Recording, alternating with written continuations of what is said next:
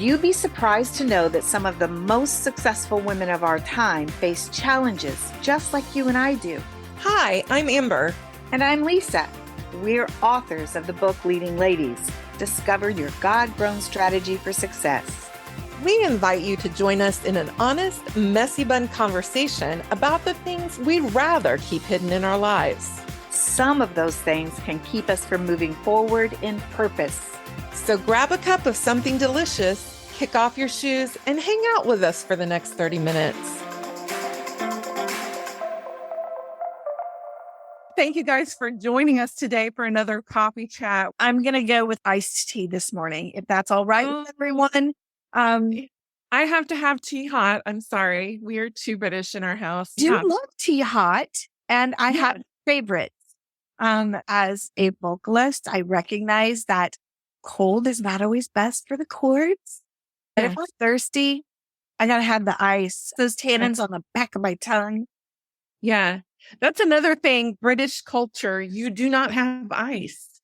So I tell people if they come to my house, we have beverages, just bring your own ice. Let's just ease into our conversation today. We're going to talk about those things people label us because of nothing we've intrinsically done. It's just the way that they feel better about themselves when they call us something. But we're also going to talk about how do we label ourselves, whether it's because of our insecurities, our self-doubts. I did some research this week on how different cultures name their children. We're in this place today where in America, we just name our kids whatever we want. It's not like that everywhere else. For instance, in Greek culture, it is very normal for a baby not to actually have a name for the first 7 to 10 days of their life. Wow. And it is also very normal and quite traditional for the oldest son and the oldest daughter to be named after the paternal grandfather and grandmother. Yeah. And I know in a lot of cultures, even in Irish culture, we carry on those traditions and stuff like that. For instance, those who are from Kenya that speak Swahili, I found this very interesting. Babies receive a first birth name, not from their parents, but from an older relative. That relative bases that first name that babies get off of the baby's appearance. Now, I've some pretty conehead babies. I wonder if there's any babies named Conehead. I don't know. But at the same time, it's kind of interesting. Some of us might say that new babies are a little interesting looking. Can you imagine the names? Yes. They say somewhere between that time when they get that name and up to 40 days later, the actual birth parents and the paternal grandparents bring what they call an adult name for the baby. Wow. I guess you don't always have to go with what your first impression was to applaud your oldest ancestor. So those are just some funny little tidbits. I always wondered as you study the Bible, you hear about names and then you get the meaning of the name. And it always amazes me how names can sometimes really be wrapped right around who that personality is before we even know their personality. Exactly. I know that it is interesting how kind of people walk in their name. And even in the Bible, it says, about naming your child. I was very purposed in naming my children after Shakespeare and 1960s music culture. But everything that I named them was very meaningful to me. It's interesting that we do give names to grow on. What are the old names that people named their kids that you're like, I don't know if that person's going to be an executive or not? This conversation came about, first of all, we talk about labels. We talk about being mislabeled by events in life. Perhaps we've had some indiscretions in life. Perhaps people have known us to be one thing, and through transformation, walk with Jesus, maybe some good therapy, we've been able to change those labels, those perceptions. Some of us have been put into a box and labeled, like I said, based upon what others feel towards us, or maybe even what others feel intrinsically towards themselves.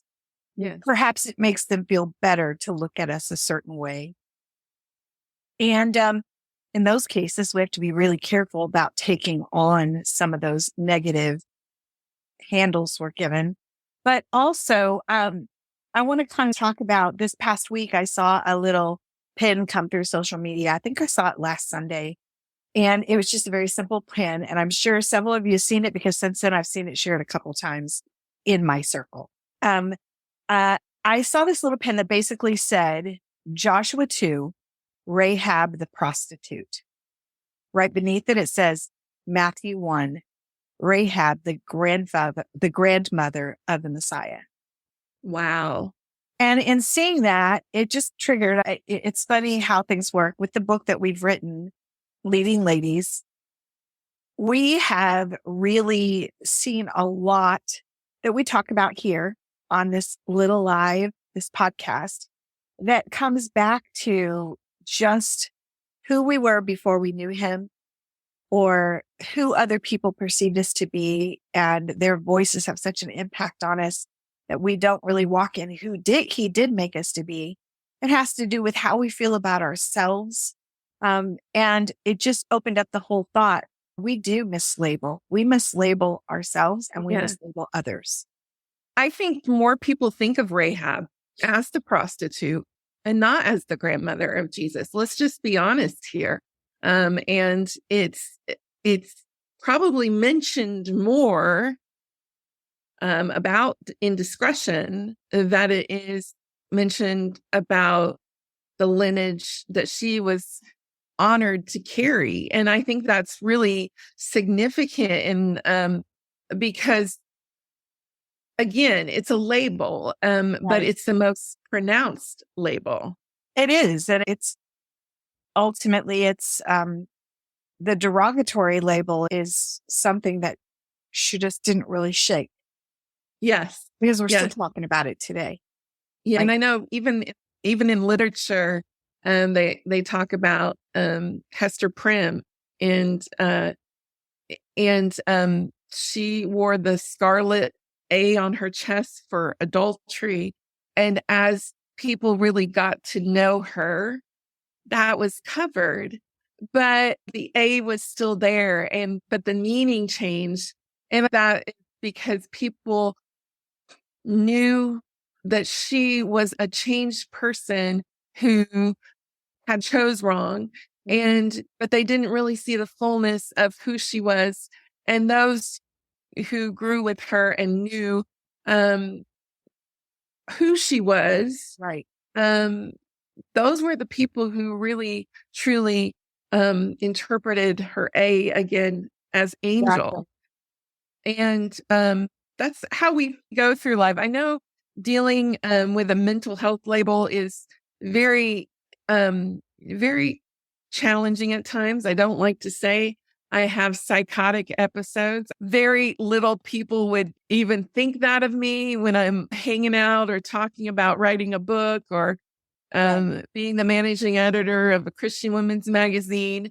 And I had to struggle with that too, because the shame of that, I doubt Rahab went around, I'm Rahab the prostitute. But a lot of people have thoughts about you and your abilities based on the labels you actually physically carry, whether you struggle with drug addiction, whether you came out of human trafficking, or you deal with mental health issues, anxiety, just different things. One of the things that was very fascinating in the book, we talked to Katie, and she talks about struggling with anxiety, and not just struggling with anxiety. And there were other issues in her life that created that, but crushing anxiety, the kind that stops you in your tracks, immobilized. Out of those moments when she had those crushing anxiety episodes, God used her magnificently in those moments, which you can read about in the book, to literally write some of the most profound lyrics we've had in the church in the past, in song, in worship in the past. I'd say when I first heard her first song come out, I was just like, what in the world? It was like, wow. And I had no idea she'd gone through that. She even might label herself as, well, I deal with anxiety disorder. But I wonder how many people she helps as she stands up on stage and says, you know what? I have life controlling, crushing anxiety. Yet God has given me the power to be here up on stage. Amen. And I want you to see that the label of anxiety has not controlled my future, has not steered me. That's where we get to. We need to know that there is labels. Exactly. People will label us. This is fishbowl culture we're living in, right? Everything is Facebook. What you're seeing on the Facebook feed, it's very behind glass. And it's challenging, I guess. It is. Because people see it behind glass. Lisa, do you feel like, what are some of the things that you deal with in the behind the glass culture? Yeah, it's that fishbowl culture. You and I had talked about this before, where even upon social media, everybody thinks they know you. They think they know you, right? They watch you on social media. And let's be honest as well, we don't always show people everything on social media, whether we deem it not appropriate or we're private, maybe it's pride. I don't know, whatever it is. I was just saying to you earlier that doing what we've been doing, a couple of times it's come up even in trying to establish ourselves as authors. How do you present yourself? And I've always been very conflicted being that person who maybe has one social media account for family and friends, the people who are in our closest inner circle, and having one social media for those people that I'm professionally linked with, or for those that I want to give an impression to. I'm real conflicted. I'm one of those people who's like, I'm kind of thinking you ought to see me as both. And I need to live in a way that I'm comfortable with sharing both.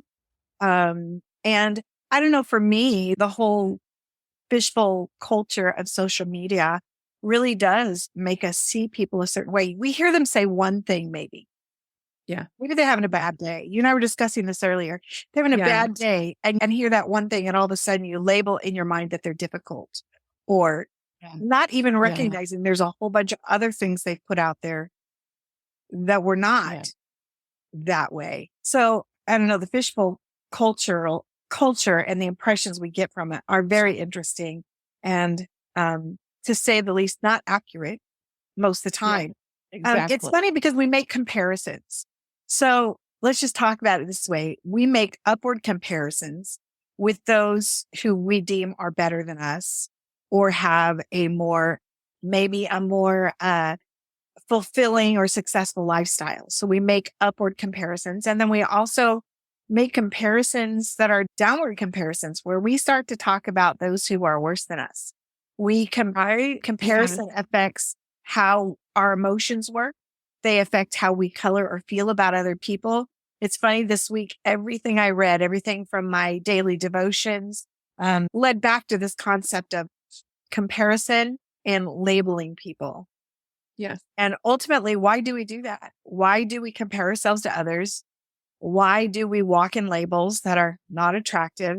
Why do we allow ourselves to be known by those labels? What can we do to make things different? First of all, we have to become aware of the labels we take on and that we put on other people, because we are comparing ourselves to them, or we are compared to some standard. And we have to ask God to lead us in a life that is free from comparison and labeling. So make a decision. Because I bet Jesus himself was labeled, and we know that because he was labeled by the people who were in the church as this kind of troublemaker that was always pushing over tables and such. Yeah, when you get into a place and you get angry and you push over tables, that that probably has an imprint on people of what your personality is. But he had 12 disciples, and he even had a smaller inner circle that probably, the up close and personal people, they had a better idea of who he was. Right. And he only disclosed who he was to a few. And that must have been challenging, because I would say, if he would have said, just proclaimed out initially as he walked into his journey in ministry, I'm the Son of God. If he would have walked in that, he probably would have gotten slack a lot quicker. And I wonder what holding that kind of a title or that kind of a label would have impacted the whole of his ministry. That's challenging, because I can't invite everyone here on Facebook into my living room and have coffee with you. If I really sat in my reality here on the podcast, I would literally be sitting in a load of laundry, like piles high. Right. Because I'm a messy person. I'm a person with a messy. Oh my gosh, I admit it. I am going to disclose I am a messy. And I love you anyway. yes, and some things you just don't wear on the t-shirt. I'm having a bad day. Some people write that on their Facebook, and it shows natural concern for them. Or once again, even powerful things. Yeah. Those things that, like you said, you carried a lot of shame with those labels, things that are beyond your control. There's not a whole lot you can do about that. Ultimately understanding we can all be misunderstood and mislabeled. Then again, there are some things that we bring about for ourselves. We do. Yes, and we are very well understood. The process is, what is the heart behind the label maker, whether it's ourselves or someone else intrinsically? What is motivating us to try to peg someone, put them in a box? We try to put God in a box all the time. We put those that we love in a box all the time. I think we put ourselves in the box. The essence of labeling can, in a nutshell, come down to, especially if it's done with an attitude of jealousy, hatred, wanting to harm someone, wanting to make ourselves look better than someone and someone look less than us. I think it is sin. And whether we are doing it to ourselves or others, we're taking over the power. Let's just think about this. When God created man and woman, he looked at his creation and he called them good. He called them good. God is the one that made us, designed us, breathed into us, equipped us from the beginning. Once again, partially what we're really trying to help women understand from the beginning, he equipped you with all kinds of details, facets of stuff that are in you for purpose. And so often that label that somehow life kicks our way diminishes what we think and feel about all that stuff God put in us. Sometimes it covers it all up. We don't even know it's there. It takes just a true miracle for him to unearth it all and say, see, it's been here all along. Right. So ultimately, it should be God's choice as our creator to bestow the label.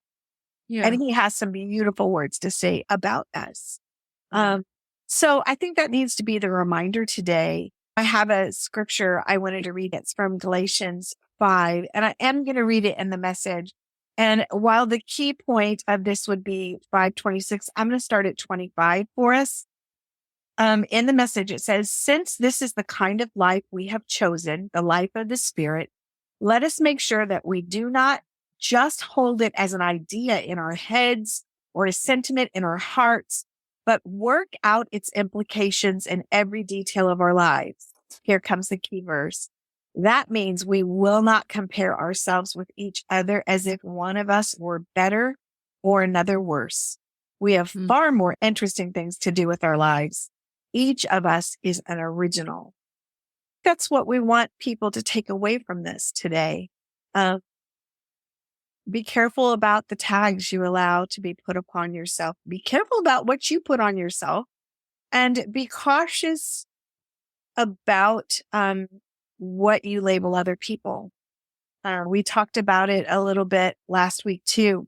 Sometimes we've had voices in our lives that have spoken very loudly, so loudly that we started to believe what they said in a negative way. They were negative things, crushing things. We have the ability as a child of God, as a woman of God, wherever our influence is, to build people up and instill in them real God purposed labels. We can do that. We have a choice. We can call out the good we see in other people. We can encourage the giftedness we see in other people, and we can encourage them to dig deeper and walk in those things themselves. Yeah, it's true. I want to segue to something funny. Lisa, did you have any nicknames when you were a little girl? Yes. That it stuck? Yes. Maybe not that it stuck. Tell us about. Okay, just so you know, from as early as I can remember, my dad has called me Pizza Pie or Lisa Pizza. I wonder why. Because I love pizza. I guess I was just a tiny little bit of a girl. The story is I was wearing size 2 toddler dresses when I went to kindergarten because I was so tiny. And I figured how to grow. I'm good now. Yes. As a matter of fact, I grow too much now. But back then, I guess I just really loved pizza. They could count on me. So Lisa was the original pizza rat.